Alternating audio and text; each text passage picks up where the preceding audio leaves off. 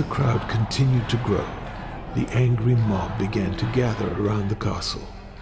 The old man in the ivory tower said to his worried family, "Fear not. Simply create a story to tell all the farmers that the ones who live in the town are the reason their freedoms were restricted. Then all the peasants will fight amongst themselves."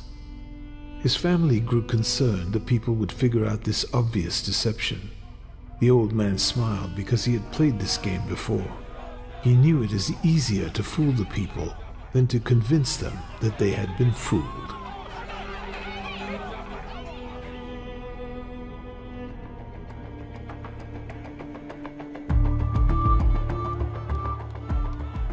Our society is intentionally being pitted against itself right now. To unravel this story, here's some facts for those who are beginning to question the very real COVID virus, why it's here, and some practical advice for those who see what will happen now and over the next few years. No matter what your beliefs are, temporarily lay down those beliefs and be skeptical to what you see. Our beliefs are nothing more than filters for reality, a coping mechanism to block out what you don't want to hear. Going in as a skeptic gives your mind permission to listen. There are 3 simple questions to ask: why, how, and what. Many of you have been seeing what's been going on for a while, and to be frank, the constant barrage of bad news is no longer beneficial to your mental health. But there's a new crop of people who've started to get an idea of what the world is, and you're frustrated and depressed because it seems like there's nothing that can be done. That is only partially true. To understand what you can do about the world slowly deteriorating in front of your very eyes, you need to be aware of the situation you are in. Why is all of this happening? All of us are in the midst of the kind we're used to with traditional rifles and bombs. This is about information. This is a form of non-violent warfare that has an incredibly high rate of success. People can plan for what they know, but they cannot prepare for something they are unaware of.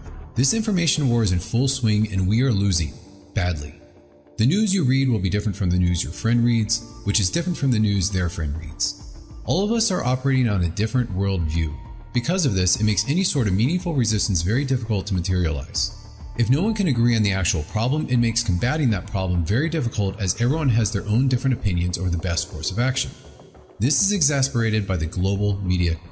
If you have dipped your feet in that rabbit hole, you should be aware by now that the entirety of the mainstream media is just another arm of the unelected intelligence community. While this is getting worse lately, it has been this way for over 50 years. We do have people who submit pieces to two American journals. Do you have any people paid by the CIA who are working for television networks? This, I think, gets into the kind of getting into the details, Mr. Chairman, that I'd like to get into in executive session. Do you have any people being paid by the CIA who are contributing to the national news services, AP and UPI? Well, again, I think we're getting into the kind of detail, Mr. Chairman, that I'd prefer to handle in executive session. Literally everything you see on any mainstream media source, be it news, Netflix, billboards, magazines, YouTube videos, advertisements, or cable TV shows, are controlled and deliberately released to provoke certain reactions from you and everyone else. Virtually everything your mind is consuming. Through this, they are able to control the global conversation. Whatever the media is talking about, we assume everyone else is talking about it. Through the use of repetition, the opinions they present to us we think are everyone else's opinions, or at least the majority. The sharing of biased and false news has become all too common on social media. More alarmingly, some media outlets publish these things simply aren't true without checking facts first. Unfortunately, some members of the media use their platforms to push their own personal bias and agenda to control exactly what people think, and this is extremely dangerous to our democracy. The majority of these media platforms are there for nothing more than to parrot whatever message is demanded by the biggest contributor. Amazon has transformed its operations in response to COVID-19 to protect employees and keep packages flowing. The company is keeping its employees safe and healthy while still delivering those packages to the company. Is that keeping its employees safe and healthy? Company is keeping its employees safe. The company is keeping its employees safe. Millions of Americans staying at home are relying on Americans staying at home. Amazon. And that is how it works. It's like a house of mirrors, where you're seeing the same thing over and over and over again, except it's distorted. This division of inaccurate information divides us against one another. The truth is, most of us aren't buying into it, but because the global conversation is constantly talking about the same subjects throughout different mediums, we think that is what other people's beliefs are. We get stuck in a groupthink mentality, something science, many decades ago, has proven to be very powerful. This has the very unfortunate effect of changing the thoughts and feelings of many people so that they fall in line with the conversation. The subject denies the evidence of his own eyes and yields to group influence. Sometimes we go along with the group because what they say convinces us they are right. This is called informational conformity. But sometimes we conform because we are apprehensive that the group will disapprove if we are deviant. This is called normative conformity. It reveals how people will deny what they see and submit to group pressure. It allows us not only to observe conformity, but to study the conditions that increase or reduce its occurrence. We are easily manipulated with this process. Until this global manipulative conversation from the mainstream media is silenced, all of us will continue to be operating on conflicting and false worldviews. This is just the surface of the information war that has been quietly humming along for centuries, slowly changing the world and our perceptions of it little by little, until we find ourselves in this current inverse clown world we are in today. Our universities and schooling institutions were among the first to be corrupted. That you took your kids out of the school. I have been hearing very much the same thing from many parents. They took 8 and 9-year-olds and made them deconstruct their racial and identity to figure out whether they were an oppressor or the oppressed. 8-year-olds, right? I mean, this is really damaging. Education program on these 8 and 9-year-old boys. And it wasn't about support. It was about, we felt like it was more about trying to convince them, like, hey, come on over. And the boys started to get confused. Then our kindergartner was told to write a letter to the Cleveland Indians objecting to their mascot. Now, he's 6. The result being multiple generations of people growing up filled with bad information from the earliest possible age, making it harder to overcome even when they see conflicting information with their very eyes. Science has degenerated from a pursuit of data, logic, and reason to a dogmatic edifice of almost religious belief systems. Information has become more abundant, while actual education has done nothing but decline over the decades. The modern human being has no idea where their food comes from, how their laws work, and that their money is based on absolutely nothing more than faith. We live as consumers only given the requisite information to part with our dollars to whomever pulls at our emotional strings the best. We have been manipulated into long workdays specifically because it makes for a purchase-happy public. Keeping our free time scarce means people pay a lot more for conveniences, gratification, and any other relief they can buy. It keeps us watching TV and its commercials, and it keeps us from following our ambitions. We have been led into a culture that has been engineered to leave us tired, hungry for indulgence, and willing to pay a lot for conveniences and entertainment while we're vaguely dissatisfied with our lives so that we continue wanting things that we don't have. We buy so much because it always seems like something is still missing. We have no idea what we are as a species and have been filled with nothing but bad information that comes apart at the seams once you peel back the layers and apply even a hint of scrutiny. Why don't we know all of this? Why weren't we told in the schools or the media? Because no one is ever going to educate you on how to overthrow them. This has been done on purpose over a long period of time to turn self-sustaining, healthy humans into poisoned, ignorant consumers completely dependent on the institution for their survival. The obvious endgame for this entire endeavor being perpetrated on the humans of the world is control. The uncomfortable truth is not control in the sense you may think. Control in the sense of livestock. Those at the so-called top of our society harvest human energy. Not in some mythical soul-sucking action we see in the movies, it's actually much simpler. In 1971, they have created a medium by which all human energy is measured, fiat money.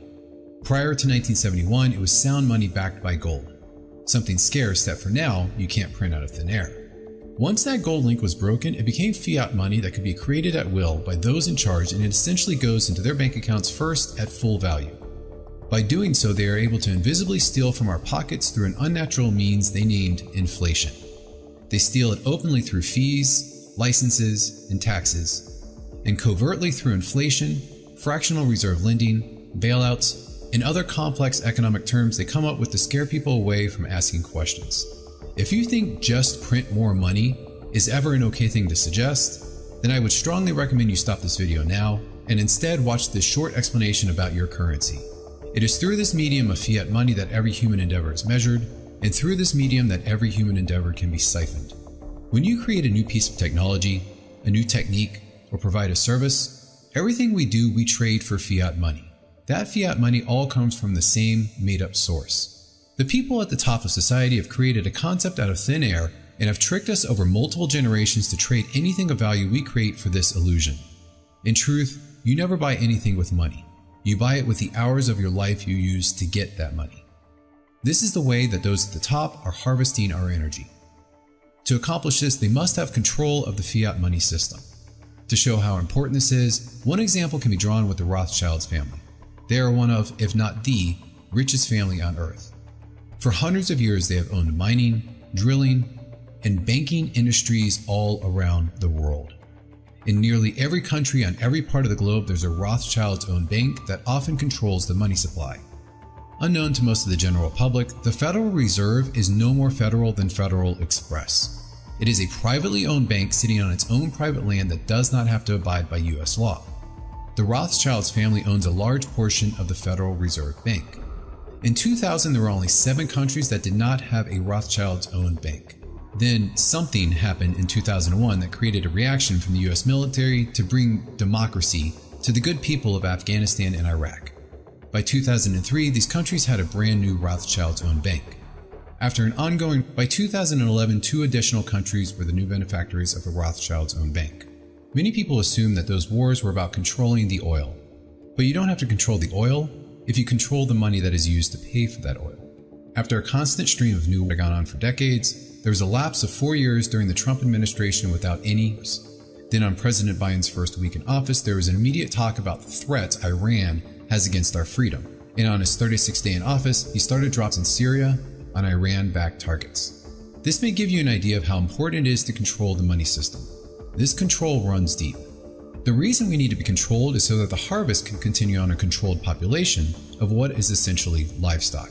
We are farmed, the same way we farm cows, chickens, or honeybees.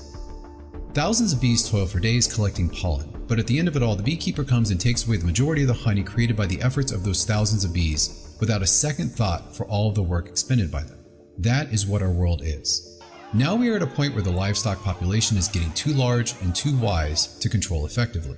The bigger and wiser the population gets, the more potential there is for unexpected events outside of the control structure of the elite. Those protests against Wall Street continue to grow across the country today. Here in New York. In 2011, an uprising began. Groups of hundreds of thousands of people started a movement called Occupy Wall Street, as they saw big banks and financial elites using criminal banking practices to quietly steal money away from every citizen around the world. The intent of Occupy Wall Street was to call out this elite parasitic class. However, those who control the money not only control the governments, but control the media as well. They fought back and used their media influence to misdirect the problem the people were seeing of the elite to a problem of race. The media simply changed the topic of the global conversation, a tactic you'll see again and again.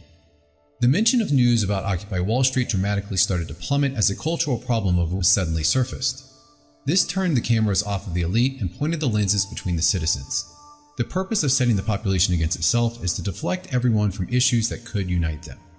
A very old divide and conquer technique.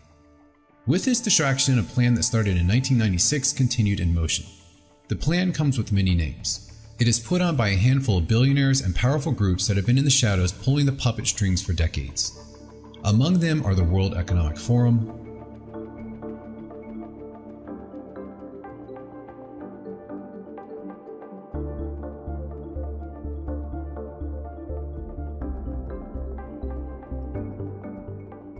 in the military-industrial complex. The acquisition of unwarranted influence, whether sought or unsought, by the military-industrial complex. These are very powerful people who are openly stating they want even more control.